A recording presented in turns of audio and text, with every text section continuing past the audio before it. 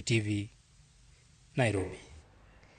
Bad migawo mochung'ne rango rang'eny mar mwandu e pachoka Kenya Bureau of Standards KEBS koro jiwo jolos mwandu mondo los mwandu e yo makare kaka yo mar yudo chiro maber e thurka kod pinje maoko.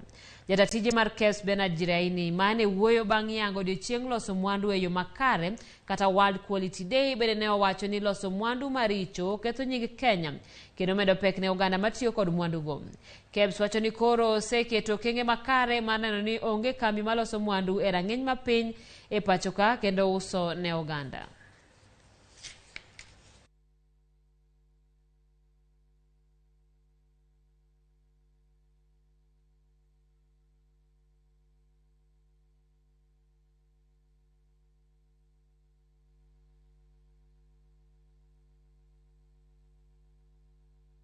Sometimes a manufacturer or a service provider may think by cheating on a certain parameter to reduce the cost is going to make him more competitive.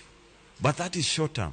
The long term strategy for any person who wants to survive beyond is to ensure that he meets the highest standards of quality.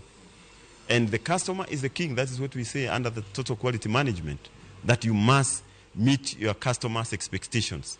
We have now tightened the controls in terms of checking. And last week, we have seized this product. The process of seizing includes also getting more details about the people who are distributing this product. And you see action.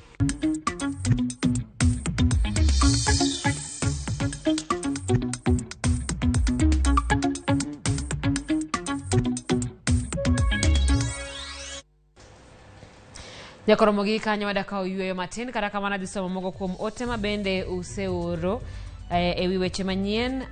Omondi Okinyi wacho ni awuoro kaka